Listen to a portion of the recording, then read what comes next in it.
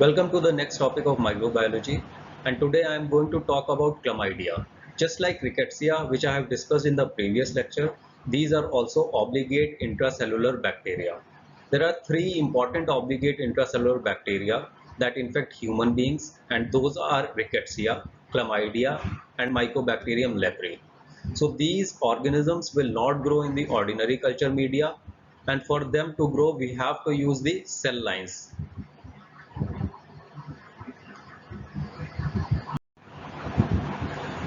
Okay, so as I have already told, these chlamydial organisms are the obligate intracellular parasite of human, animals, and birds. They cannot synthesize their own ATP, so they have to depend for energy and nutrient sources on their host. Their cell wall is like a gram-negative bacteria, but it does not have any peptidoglycan between them. A normal gram-negative bacteria has a cell wall which has an inner membrane and outer membrane, and between these two membranes there is a layer of peptidoglycan present. But this chlamydia do not have any peptidoglycan or muramic acid between the two membranes of the cell walls.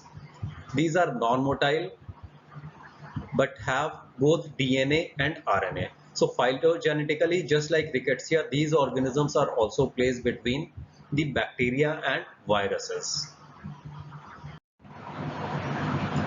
Now these will be our learning objective. First of all, you should know the microbiological aspects of the chlamydial organisms, then the various infections caused by these organisms, then the laboratory diagnosis of the chlamydia infections, and lastly the prevention and treatment of these diseases.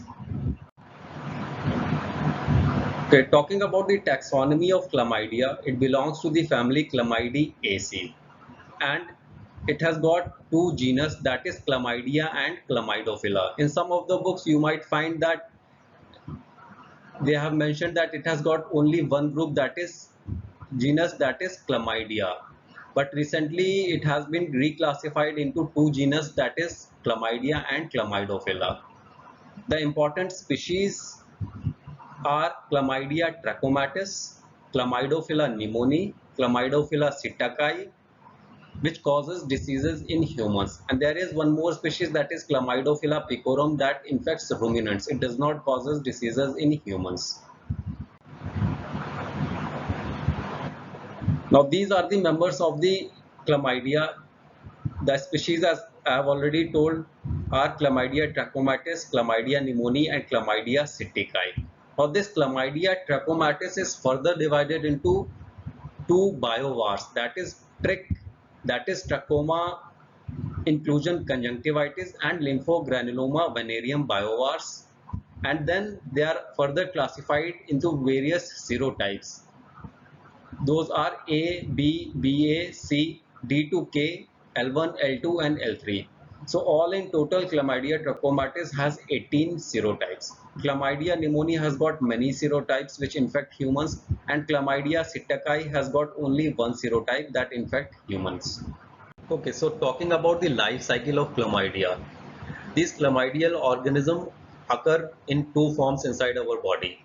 One is the elementary body and the second is reticulate body. These elementary body are the extracellular form of this organism. These are the infective form. So the elementary body is the one which goes and infect a healthy epithelial cell. Then they are environmentally stable, or they have got a spore-like property.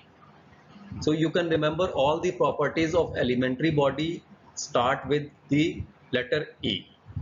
And reticulate body, they reside inside the cell and they are the replicative form of this organism.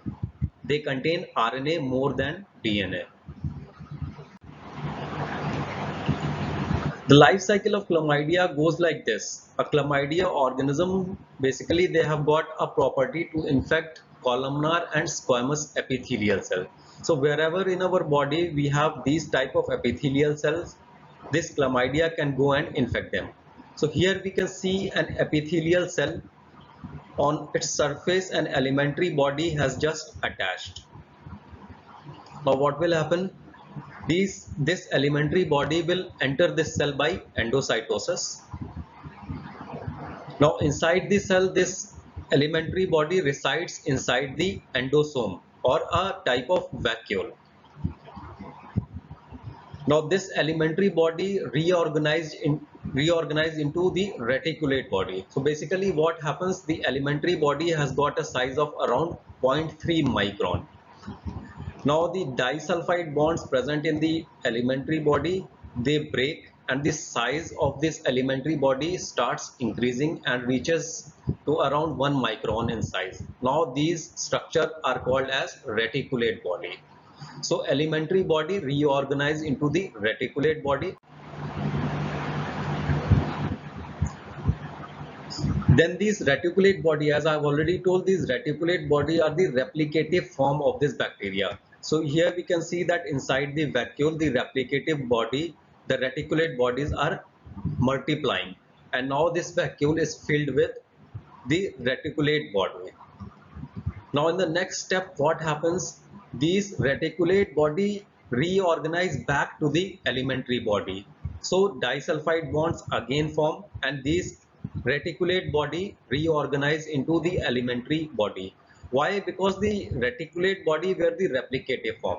So once this bacteria has replicated, to go outside the cell, it has to be converted into the elementary bodies, because the elementary bodies are the extracellular form of this organism.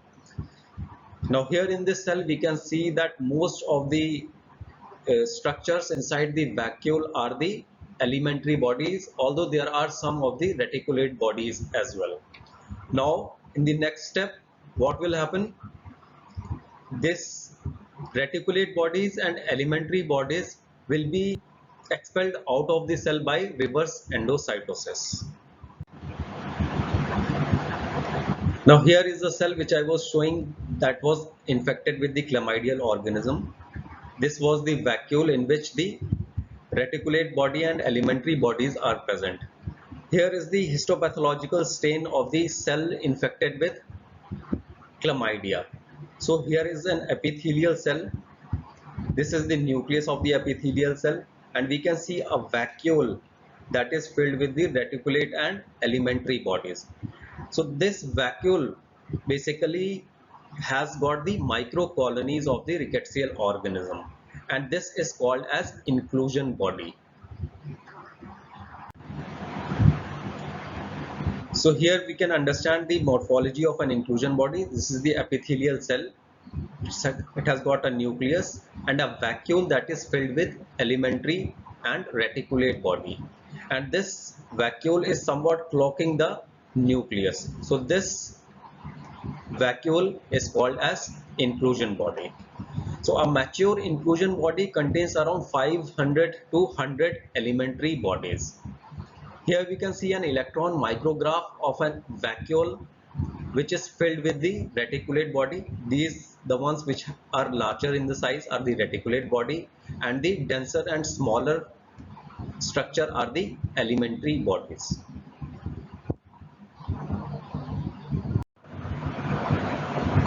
Now talking about the antigenic properties, these bacteria have got three major antigens. First is the genus specific antigen, that is heat stable, and it is common to all the chlamydia. It is basically a lipopolysaccharide that is present in all the gram-negative bacteria, and this genus specific antigen is present in all these stages. That means even in the reticulate body or elementary body, the genus specific antigen will be present.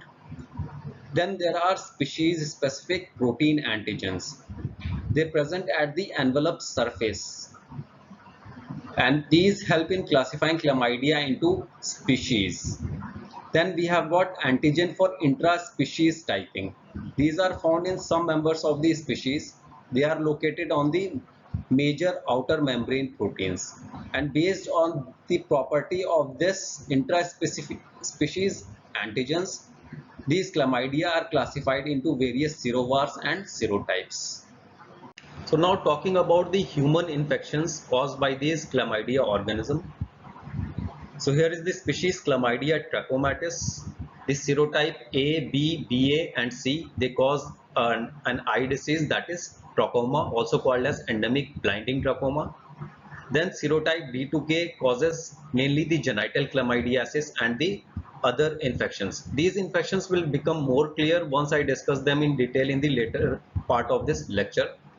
The serotype L1, L2 and L3 causes lymphogranuloma venereum, that is a type of sexually transmitted disease. Then Chlamydophila psittaci, it causes psittacosis, also called as parrot fever. This is basically the infection of respiratory tract. Then Chlamydophila pneumoniae causes acute respiratory tract infections.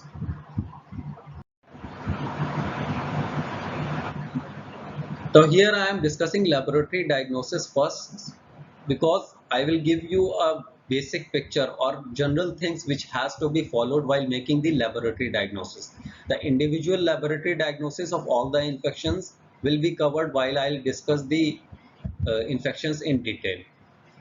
So first thing we have to keep in mind that we have to collect the specimen based on the system involved or the site of infection. Suppose the infection is of eye, a person is suffering from trachoma or conjunctivitis, so the specimen will be the scraping from the conjunctiva. If a person is suffering from pneumonia, the specimen will be sputum. If a person is suffering from genital chlamydiasis, the specimen will come from the genital tract. The second important thing is that the specimen should contain the cells, because these organisms are intracellular.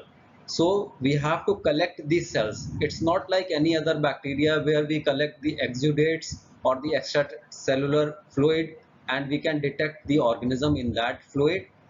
Here we have to have the cells present in that specimen.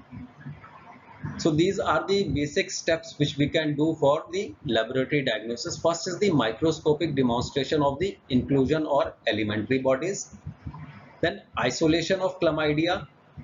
So we can culture this chlamydia not in the ordinary culture media, because these are the obligate intracellular pathogens. So we have to use the cell lines or embryonated egg for culturing these organisms. Then we can detect the chlamydial antigens or antibody in the infected individual. And finally, we can detect the DNA of the chlamydial organisms by polymerase chain reactions. Okay, so talking about the microscopy, they do not take up gram stain very well. So the stains which we use are Giemsa, Castaneda and Machiavello stain. In Giemsa stain, the elementary body and the reticulate body stain blue in cytoplasm. We can also use Lugol's iodine. It's a rapid and simple screening method for ocular infection. Basically, the basic principle of Lugol's use of the Lugol's iodine is that this Chlamydia trachomatis, it produces glycogen in the inclusion bodies, and this glycogen can be stained by Lugol's iodine. While the other species of chlamydia, that is Chlamydophila psittaci or Chlamydophila pneumoniae, they do not produce glycogen, so they will not take up the Lugol's iodine stain. Then we can use the immunofluorescent staining. It is more sensitive and specific. It uses the monoclonal antibodies which are tagged to the fluorescent stain. So here we can see a Giemsa stained cell that is infected with chlamydia. So this is the whole of the epithelial cell. This is the nucleus, and you can see the vacuole that is filled with elementary and reticulate body. This is called as inclusion body. So one of the way to demonstrate the presence of chlamydia is to demonstrate the inclusion body by Giemsa staining. Then here you can see the Lugol's iodine stained infected cell with chlamydia. So these reticulate body and elementary body, they take up the Lugol's iodine and appear as brown in color. Here we can see the immunofluorescent staining of the cells that is infected with chlamydia. So these orange structure, and here we can see the greenish structure. These are nothing but the vacuoles filled with the elementary and reticulate bodies. So this immunofluorescence staining method is very specific and sensitive to demonstrate the presence of chlamydia. Now culture, because these are the obligate intracellular parasite, you have to use either the chick embryo or the tissue culture cell lines like McCoy, HeLa and Hep2 cell lines. Now, once we do a culture of any specimen in which we want to detect chlamydia, we have to demonstrate whether whether this chlamydia is multiplying inside these cells or not. So that will be done by the staining methods which we have discussed before. So we culture the cell lines with the specimen, and then after some days of incubation we make the stain, or we stain the cells to see whether this microorganism is multiplying inside it or not.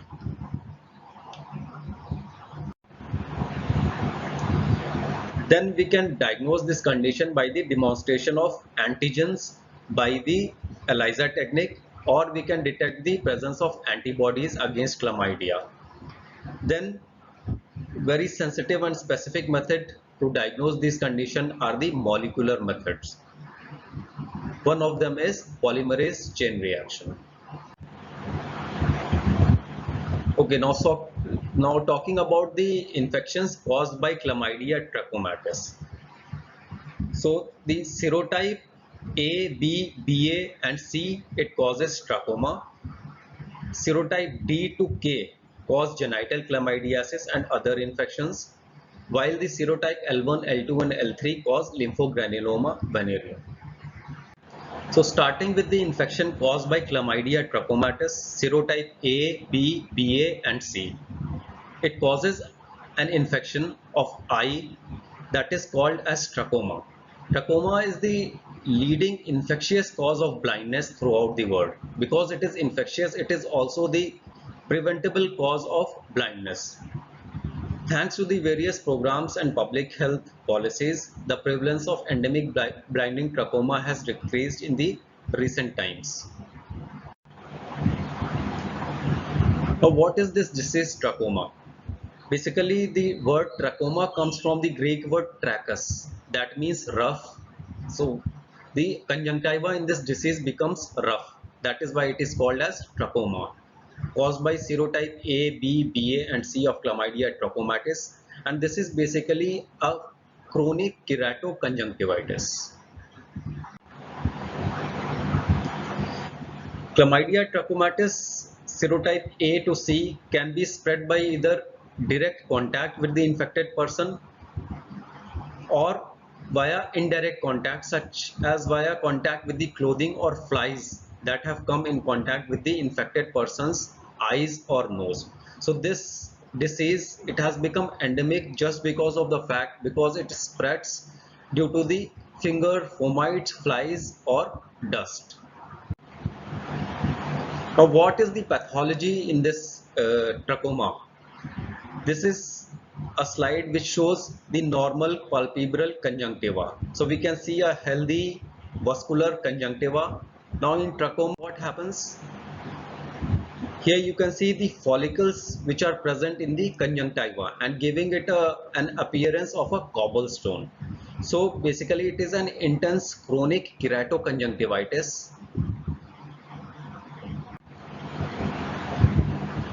which ultimately leads to blindness. Now the primary pathology was in the conjunctiva. How did the corneal opacification and blindness occurs in this disease?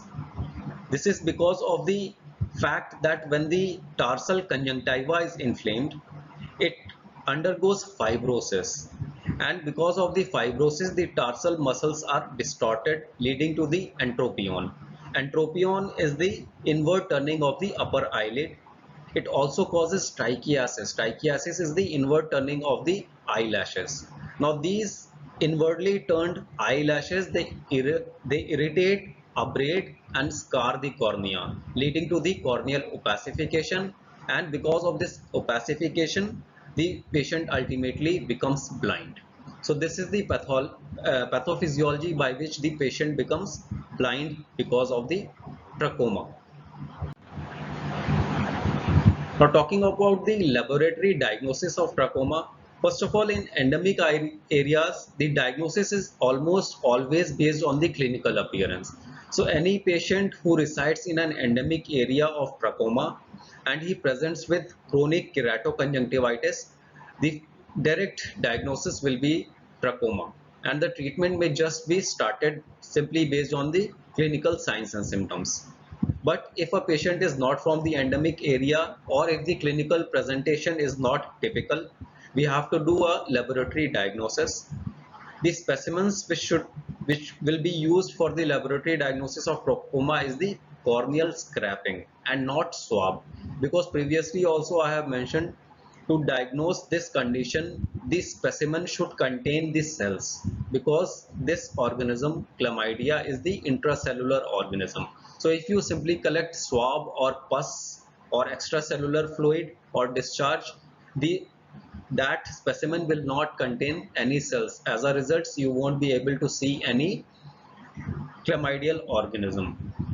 Now once you have collected the specimen in the form of corneal scraping, this slide could be stained by Giemsa, and the presence of the chlamydia trachomatis will be inferred by the presence of inclusion bodies, and the inclusion bodies present in this chlamydia trachomatis serotype A, B, BA and C are HP bodies, also called as Halberstaedter Provozek bodies. Then on the same specimen we can also use the direct fluorescent antibody test. Then there are nucleic acid amplification tests like PCR. Then we have culture. The culture could be done in the yolk sac or in the cell lines. Because this culture of chlamydia is technically demanding, the newer diagnostic methods have superseded the cell culture, which was once the criteria for the standard laboratory diagnosis. But now, the most of the time, the test which we use is the nucleic acid amplification test. Here we can see on the left side a Giemsa stain intracytoplasmic elementary body of chlamydia. So here is an epithelial cell, and we can see the vacuole filled with the elementary bodies. On the right, we have a direct fluorescent antibody test for chlamydia trachomatis. So here we can see an epithelial cell, the nucleus of the cell, and this orange colored elementary and reticulate body or the inclusion body.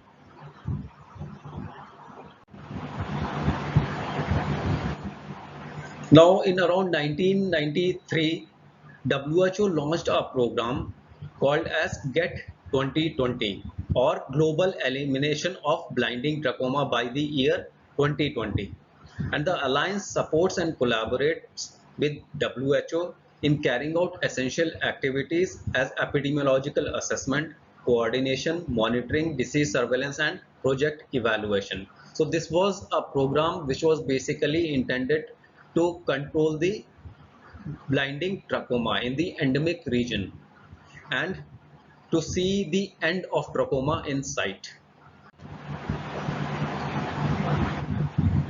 The international effort to eliminate trachoma as a blinding disease are based on the WHO developed strategy, that is a combination of intervention known by the acronym SAFE or SAFE, which stands for S is for surgery.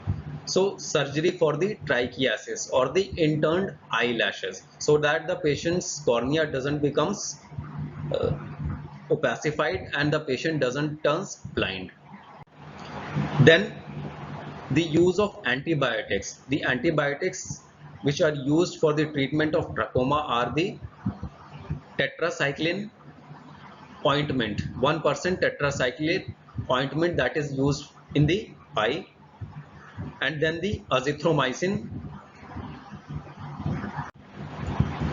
Then F stands for the facial cleanliness, and E for the environmental improvement. A huge factor in the elimination of trachoma is the change in some of the cultural habits, and the provision of clean water for drinking and bathing is also essential. So this SAFE or safe strategy was employed to control the trachoma. Okay, now moving on to the chlamydia trachomatis serotype D2K. They cause genital chlamydiasis and some other infection. These will become clear in the next slide. So the patient who has got the infection with chlamydia may present with urethritis, and urethritis will present as the mucopurulent discharge from the urethra,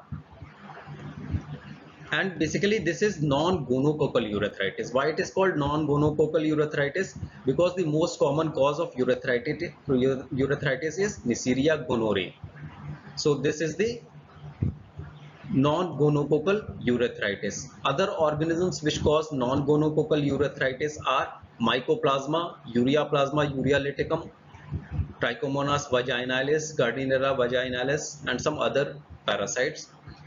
Now this disease can go on and infect the cervix in the form of cervicitis. So this cervicitis will present as the mucopurulent discharge per vaginum.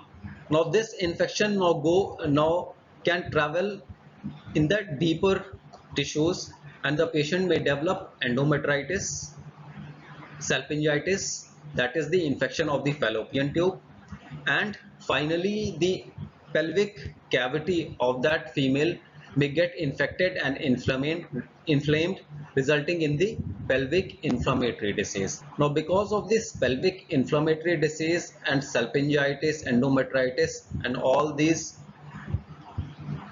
complications of the chlamydia infection, it may cause the infertility in the female patient, ectopic pregnancy, and premature delivery. It may also cause a condition called as Fitzhugh-Curtis syndrome. That is basically a perihepatitis.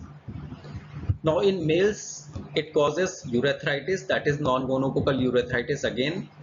It may cause prostatitis, and it may even go more deeper to cause epididymitis. Now another aspect of genital chlamydia infection is that this female who is having genital chlamydiasis, when gives birth to a child by vaginal route, the newborn child may get infected by the chlamydia and may develop inclusion conjunctivitis or pneumonia. A thing about this inclusion conjunctivitis is in newborn is that although it is caused by chlamydia trachomatis, but it is different from trachoma, as the infecting serotype is chlamydia trachomatis serotype D to K and not A, B, BA or C. This inclusion conjunctivitis of newborn is one of the cause of ophthalmia neonatorum. Basically, ophthalmia neonatorum is a clinical definition, and it is any eye infection that occurs in a neonate that is acquired during the birth from the mother's infected genital tract. The two important causes of ophthalmia neonatorum are the chlamydia trachomatis serotype D2K and Neisseria gonorrhoeae. It presents as bilateral conjunctivitis. Now, this person who is having genital chlamydiasis may auto-inoculate the chlamydia trachomatis from the genital area to the eyes by the contaminated hands or towels. So this may lead to the inclusion conjunctivitis in adults. So we can have both the inclusion conjunctivitis in the newborn or the inclusion conjunctivitis in the adults. Another important disease caused by this chlamydia infection is Reiter's syndrome. Basically, Reiter's syndrome is a sequelae of chlamydia infection. When a person gets infected with chlamydia, what happens? Those patients who are HLA-B27 positive, they produce the antibody against this chlamydia. Now these antibody go and cross react with the tissue of our own body, and this Reiter syndrome presents as classically as a triad of conjunctivitis, urethritis and reactive arthritis. So there is a very famous mnemonic to remember this Reiter syndrome, and that is a person who has Reiter syndrome cannot see, that means he is having conjunctivitis, cannot pee, that means he is having urethritis, and cannot climb a tree because of the reactive arthritis. Not only after the infection of chlamydia, but this Reiter syndrome also occurs after the infection of ureaplasma urealyticum, or after the infection of the gastrointestinal tract, like after the salmonella infection, shigella infection, campylobacter or yersinia infection. Now the lab diagnosis of genital chlamydiasis. Firstly, the basic things which we have to remember is that all the patients with any sexually transmitted disease should be evaluated for chlamydia infection. So even suppose a person got diagnosed with Neisseria gonorrhoeae infection, so that is also one STD. So even in that patient, you have to evaluate the presence of chlamydia infection. Secondly, the HIV testing and the testing of the other STDs should be done in a patient who is being evaluated for chlamydia infection. This is because of the fact that because the risk factor to develop sexually transmitted disease is common. So a person who is having chlamydia infection or any other sexually transmitted disease might have some coexisting STDs. One more important point is that the sexual partner of the chlamydia infected patient should also be tested, because obviously the partner of this patient will also be having chlamydia infection, and you have to treat that sexual partner as well, otherwise this patient will get reinfected with the chlamydia. The specimens which are used are the endocervical specimens collected by the cytobrush, urethral swabs or rectal swabs. Then urine could also be used for diagnosing genital chlamydiasis or urethritis. So we can stain the specimen with Giemsa stain and look for the typical inclusion bodies. So here in the picture we can see a pap smear that is showing chlamydia present in the vacuole. Then we can use the direct fluorescent antibody testing. Then we can culture these chlamydia trachomatis in the McCoy or HeLa cell lines. Then recently, the use of nucleic acid amplification testing in the diagnosis of genital chlamydiasis has increased. And now this is the most important and the recommended test that is done for the diagnosis of genital chlamydiasis.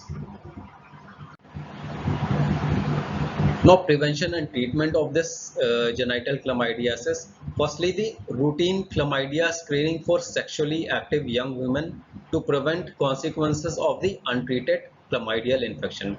Many of the Western countries have got a policy to routinely screen the sexually active persons for chlamydia. Then the use of, because it's an STD, so use of the condoms during every sexual encounter and the limiting the number of the sex partners. The antibiotics which are used to treat genital chlamydiasis are azithromycin and doxycycline. So these azithromycin and doxycycline are the first line of drug. Then we can also use erythromycin, levofloxacin and ofloxacin. Then, as I've already mentioned, that treatment of the sexual partner is must, because if you treat the female or if you treat the male and you leave the sexual partner without treatment, this person will get infected again. So the treatment of sexual partner is very important, not only in chlamydiasis but in all the STDs. The proper screening and treatment of sexual partner is a must. Now moving on to the infection caused by Chlamydia trachomatis serotype L1, L2 and L3. it causes a sexually transmitted disease that is called as lymphogranuloma venereum. And the most common serotype is the L2 type. The site of infection is the regional lymph nodes. The incubation period is around 3 to 5 days. Now, basically, what happens in this disease, there appears a primary lesion at the site of inoculation, and the lesion is in the form of small, painless papillovesicular lesion, mainly on the external genitalia. And in the secondary stage, that occurs after around 2 weeks, this organism is spreaded via lymphatics to the draining lymph nodes. That is the inguinal lymph node in men and intrapelvic and pararectal lymph nodes in women. Now, when these lymph nodes get infected, they enlarge and now they are called as buboes. These lymph nodes then suppurate and become adherent to the skin and break down to form a discharging sinus or multiple discharging sinuses. Then this Chlamydia trachomatis L1, L2, L3 can spread metastatically to the joints, eyes, or even in the meninges. Then in tertiary stage, what happens that it lasts for several years and there is subsequent scarring and blockage of lymphatics. Because of the blockage of lymphatics, the condition called as elephantiasis. Basically, elephantiasis is a disease caused by Wuchereria bancrofti. But here also you can see the signs and symptoms of elephantiasis because of the scarring and blockage of the lymphatics.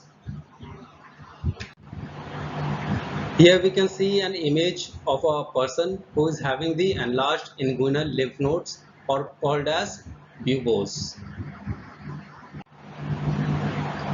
Diagnosis of lymphogranuloma venereum is basically by the demonstration of the elementary bodies in the material aspirated from the bubo. So the specimen will be the inguinal lymph node aspirate. We can do the cell culture with that specimen, or we can also utilize the detection of antibodies in the blood of the patient by complement fixation test. A titer of more than 1:64 is significant.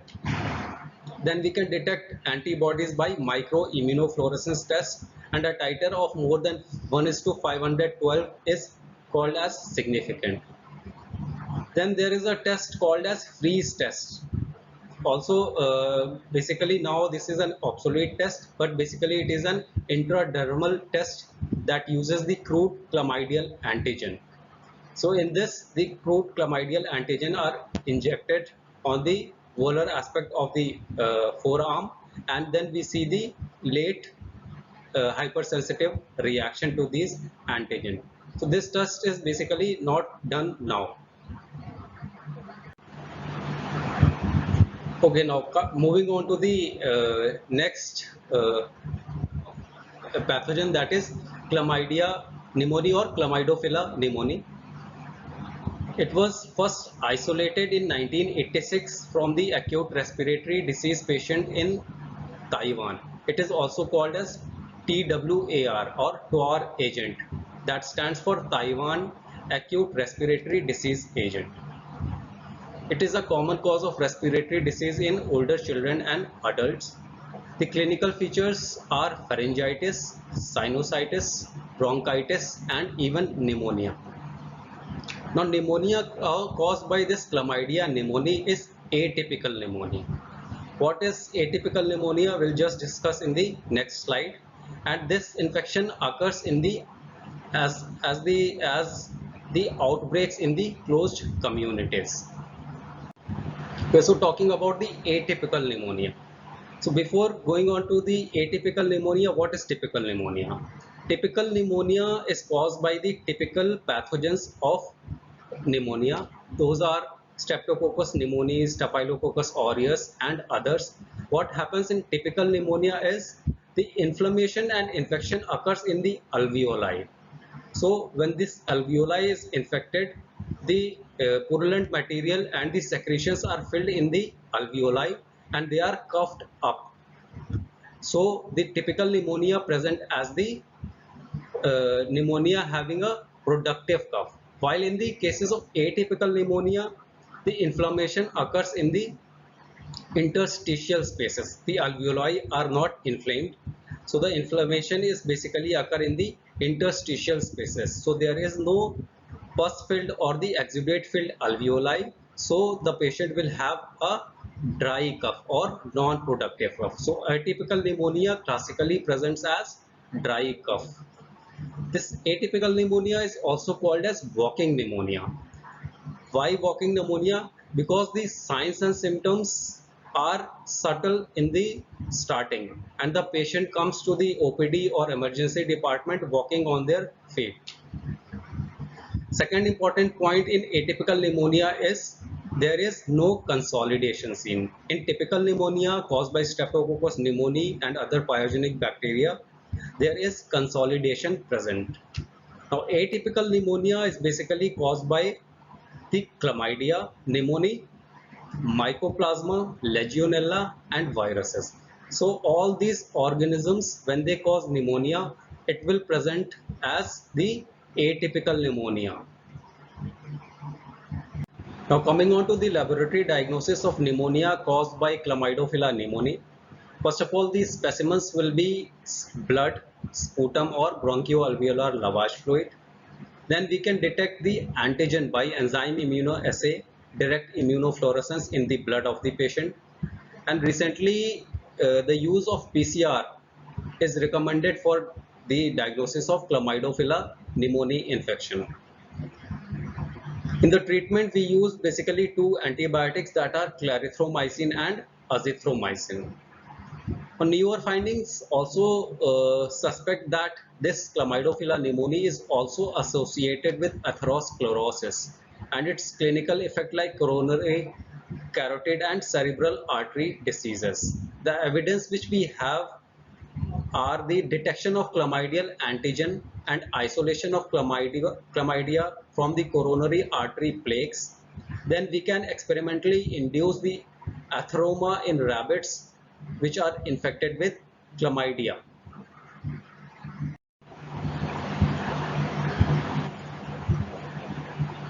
Okay, now coming on to the last pathogen, that is Chlamydophila psittaci. It causes psittacosis, that is also called as parrot fever. Basically, it is acquired by the by getting exposed to the dropping or nasal discharges of the birds. So this Chlamydia psittaci, they are present in the birds of the Psittacine family, like parrots, parakeets.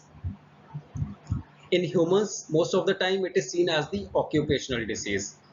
As in the case of poultry workers, pigeon farmers, pet shop owners, then it is also present. It can also be seen in the veterinarians and it can be acquired in the laboratory in which the personnel are working on this organism. The mode of infection is by inhalation and it presents with the mild influenza-like syndrome which may later move on to develop fatal pneumonia. Pneumonia again in this case will be atypical type. The laboratory diagnosis of Chlamydophila psittaci, the specimens will be the blood in the early stages and later we can collect the sputum and bronchoalveolar lavage fluid. Basically, it depends upon the demonstration of the Leventhal-Cole-Lilly inclusion bodies or LCL inclusion bodies in the alveolar macrophages. Mouse brain, yolk sac culture and cell cultures could also be used for the diagnosis of this condition. Now, one more inclusion body which we have discussed before was the Halberstaedter Provozek body. So, these LCL bodies or Leventhal-Cole bodies are more diffuse and irregular as compared to the HP bodies and they are not stained by iodine because it does not produces glycogen. Then this condition could also be diagnosed by detecting antibodies using complement fixation test or microimmunofluorescence test. Okay, so to summarize, till now we have discussed the various chlamydial pathogens, the diseases they cause, and their laboratory diagnosis. So to summarize, the various infections caused by chlamydia are trachoma, genital chlamydiasis, and other infections, inclusion conjunctivitis in adults, inclusion conjunctivitis in newborns, infant pneumonia, lymphogranuloma venereum, psittacosis, and acute respiratory disease. Now, there is one more important way in which we can reorganize the infections caused by the chlamydia, and that is by the organ system they infect. So we know that the chlamydia can infect the eyes, genital tract, respiratory tract, and there are some other infections as well.